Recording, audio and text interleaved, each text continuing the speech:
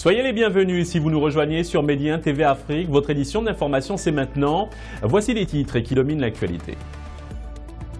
5, 4, 3, 2, 1, top. Lancement réussi du satellite marocain Mohamed 6A. L'engin a été envoyé sur orbite cette nuit depuis la base spatiale de Kourou, en Guyane française.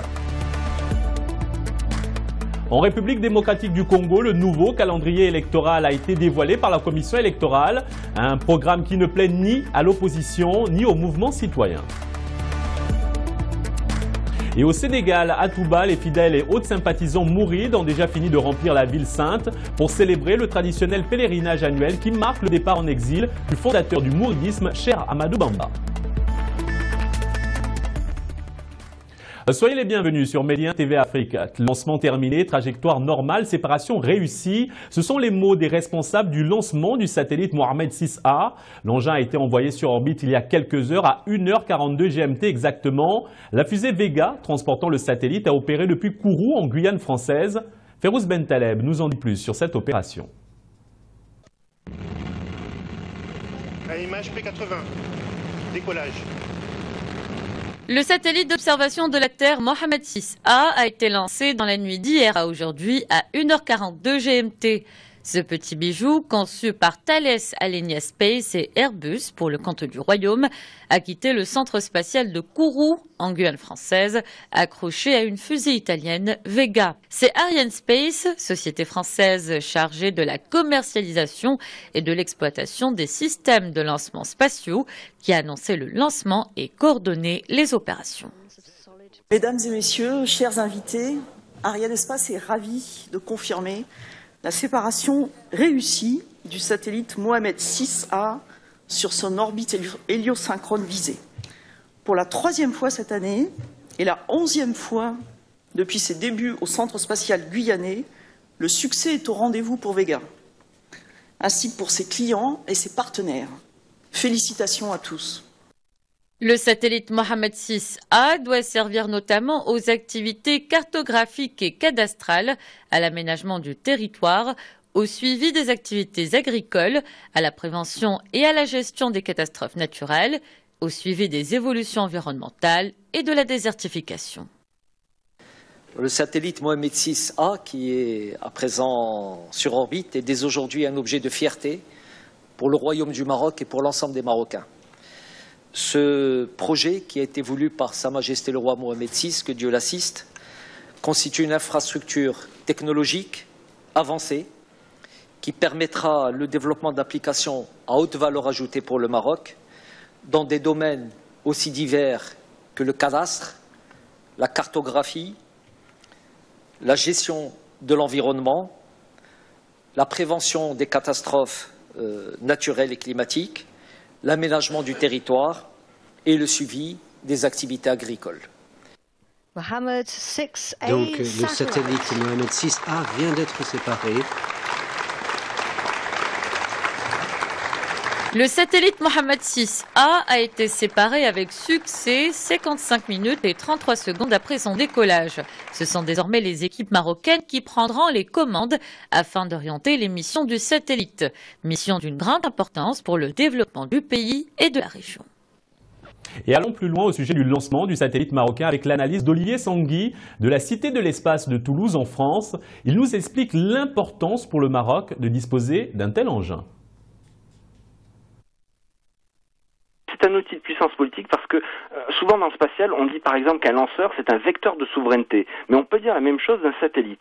À partir de maintenant, quand le Royaume du Maroc voudra des images précises de son pays pour gérer ses ressources naturelles, il n'aura pas à les demander à une société privée ou à un autre État. Il sera indépendant. C'est une tendance qu'on retrouve avec beaucoup d'autres pays qui n'ont pas accès par eux-mêmes à l'espace. C'est de faire fabriquer un satellite, d'acheter une prestation de lancement, en l'occurrence c'est à Arianespace, à partir depuis la Guyane française, mais d'exploiter eux-mêmes les données pour être indépendants de ce côté-là. Ça a un sens politique et ça a aussi un sens de développement scientifique et technologique. Par exemple, le fabricant du satellite, Thales, est implanté au Maroc. Ils ont des entreprises, ils ont des employés et il y a des accords avec des universités marocaines. Donc il y a aussi là derrière une transmission de savoir-faire, c'est-à-dire que quand un pays lance un satellite, c'est assez facile, on va dire, d'acheter un satellite. C'est beaucoup plus difficile d'exploiter correctement les données. Et en fait, l'enjeu stratégique est là. Le Maroc va acquérir la captation et le traitement de données satellitaires. Les pays qui font ça montent d'un cran dans l'ère de l'information. Le roi Mohamed VI est arrivé hier à Abu Dhabi pour une visite d'amitié et de travail aux Émirats arabes unis. À sa descente d'avion à l'aéroport international d'Abu Dhabi, le souverain a été accueilli par Cheikh Hamdan Ben Zayed Al Nahyan, représentant du gouverneur de la région de Hadafra. La visite de travail sur place débute aujourd'hui. Le souverain poursuivra également avec une visite officielle au Qatar à partir de dimanche. Le président de la République de Guinée et président en exercice de l'Union africaine, arrivé depuis hier au Maroc, est l'invité d'honneur de la 10e édition du Forum international de Middays. Cette rencontre se tient à partir de ce mercredi et ce jusqu'au 11 novembre prochain à Tanger, sous le thème de la défiance au défi de l'ère des grands bouleversements. L'Afrique sera au centre de toutes les discussions de l'événement, autant sur les plans économiques et politiques que social et environnemental. En République démocratique du Congo maintenant, le nouveau calendrier a été dévoilé par la commission électorale. Un programme qui ne plaît ni à l'opposition ni au mouvement citoyen. Outre les enjeux logistiques comme l'acheminement du matériel électoral, la commission insiste sur la difficulté d'enregistrer près de 45 millions d'électeurs dans le contexte actuel. Le récit est de Soua Abouta. Joseph Kabila reste président, du moins jusqu'en janvier 2019. C'est ce que le nouveau calendrier électoral attendu depuis des mois annonce. La nouvelle date de la présidentielle étant fixée au 23 décembre 2018. Alors que le deuxième et dernier mandat de Joseph Kabila a pris fin le 20 décembre 2016, les autorités mettent en avant la situation sécuritaire pour justifier cette décision de n'organiser le prochain scrutin qu'en 2018. Pour l'opposition, le président et ses proches s'accrochent illégalement au pouvoir. Vous savez, mon frère, on n'a qu'un seul pays, c'est le Congo. Comprenez ? Nous, la population, nous souffrons. Nous souffrons vraiment. Parce que nous voulons que les élections passent au 2018. La date est bien précisée. Mais aujourd'hui, on n'arrive pas à comprendre juste ce qui se passe au Congo. Il y a un groupe de gens qui veulent prendre ces pays en otage. C'est ça que nous déplorons. Donc, je ne suis pas d'accord avec ça. Le mouvement citoyen Lucha a lancé un appel au soulèvement pour bloquer la RDC jusqu'à la chute effective du régime de Kabila. Dans les faits, chaque tentative de manifestation est sévèrement réprimée, comme récemment le 30 octobre à Goma où 5 personnes ont trouvé la mort, dont un policier. Appelons solennellement tous les Congolais, hommes, femmes, jeunes, où qu'ils soient, à se lever dès à présent et user de tous les moyens légitimes pour chasser Joseph Kabila et son régime du pouvoir qu'il exerçait en violation de la Constitution. Les deux leaders du rassemblement de l'opposition, Moïse Katumbi et Félix Tshisekedi, s'unissent contre la décision de la commission électorale. À la tête de l'UDPS, Union pour la démocratie et le Parti social, principal parti d'opposition, Félix Tshisekedi tente en vain de rassembler les opposants au régime pour constituer un front commun de refus au prolongement de la transition présidentielle au-delà du 31 décembre 2017. Autre grande figure de l'opposition, l'ex-gouverneur Moïse Katumbi, depuis son exil en Belgique, demande une transition sans Kabila à compter du 1er janvier 2018 pour confier l'organisation des élections à des personnalités indépendantes. De son côté, la communauté internationale suit de près la situation en République démocratique du Congo. Washington a favorablement accueilli la publication du nouveau calendrier. L'Union européenne, quant à elle, ne se prononce pas pour le moment. Pour plus de détails sur ces élections générales en République démocratique du Congo, écoutons l'analyse d'Antoine Glaser, écrivain et ex-directeur de la Lettre du Continent. Sur le plan technique, c'est évident qu'il faut au moins 1 an pour organiser des élections dans ce pays qui compte 80 millions d'habitants et environ 45 millions d'électeurs. Mais c'est vrai que sur le plan politique, déjà le mandat de Joseph Kabila a été prolongé d'1 an. Et maintenant, ça veut dire que ça lui ferait 2 ans de plus, même si les élections se tiennent en décembre 2018, pour rester jusqu'au moins janvier-février 2019. Donc c'est vrai que sur le plan politique, les principaux opposants, les chefs de l'opposition, qui sont Moïse Katumbi et Félix Tshisekedi, pour une fois, sont d'accord pour refuser cette échéance. En même temps, on voit bien à quel point Joseph Kabila actuellement tient encore sur le plan sécuritaire totalement le pays. Les manifestations sont vraiment sévèrement réprimées et donc c'est extrêmement difficile pour l'opposition de pouvoir obtenir quoi que ce soit. Et on voit bien aussi, c'est assez surprenant à quel point les États-Unis ont repris la main dans ce grand pays qui est la République démocratique du Congo. Les choses sont en train de bouger dans l'affaire du journaliste Birama Touré, disparu il y a 22 mois au Mali, suite à des révélations faites dans la presse et à la pression du comité de soutien à la recherche du journaliste. Le tribunal de la commune 4 du district de Bamako vient de relancer l'enquête qui était au point mort depuis un certain temps. Reportage Mohamed Danyoko. C'est dans un tribunal de la commune 4, fortement sécurisé par les forces de l'ordre, que le journaliste Boubacar Yalkoué, directeur de publication du hebdomadaire Le Pays, a été entendu par le juge d'instruction dans l'affaire du journaliste Birama Touré, disparu il y a 22 mois. Cette invitation fait suite aux révélations du journal qui affirme que le journaliste disparu était, selon ses sources, détenu par les agents de la sécurité d'État et qu'il aurait été torturé. S'ils étaient nombreux à venir lui témoigner leur soutien, pour Adama Dramé, directeur du journaliste disparu, cette interpellation ressemble à de l'intimidation. Il y a des révélations, il n'y a pas d'avancée. L'enquête n'a jamais bougé. Le plus souvent, c'est quand les journalistes s'expriment qu'on essaie de les intimider.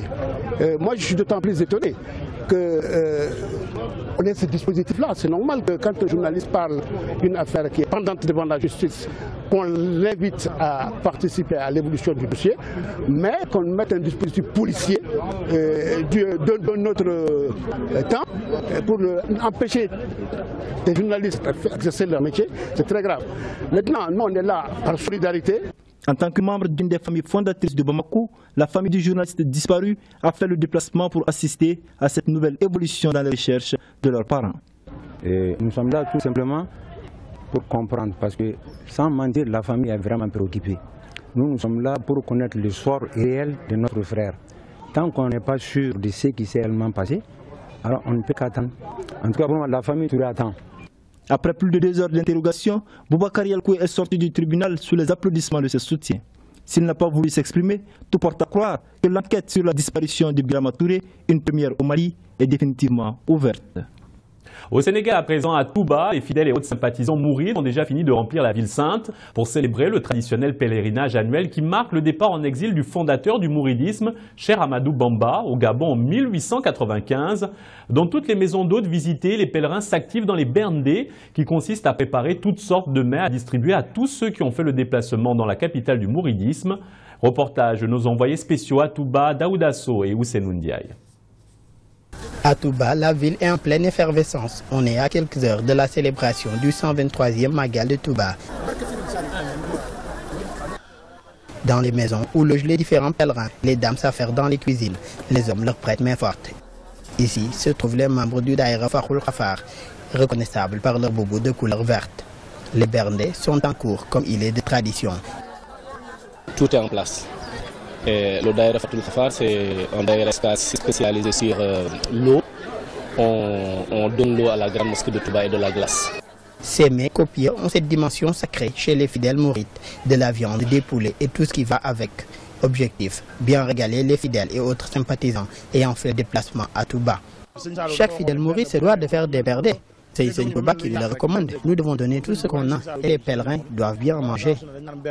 Dans les maisons réservées aux hôtes, rien n'est jeté, tout se recycle, même les restes de nourriture. Le Magal ne profite pas qu'aux musulmans, même les chrétiens en profitent. Par exemple, tous les restes de nourriture, nous les faisons sécher et ça sert à nourrir les porcs. À Touba, tout est fin prêt pour la 123e édition du Magal. Les fidèles continuent de venir de partout pour allier la cité religieuse de Cheikh Ahmadou Bamba, communément appelée Serigne Touba. Daouda Sow à Touba pour Médian TV Afrique. C'est tout pour ce journal. Un autre suivra dans quelques instants, mais avant, retrouvez les revues de presse mondiales et africaines. Bonne suite des programmes sur Médian TV Afrique.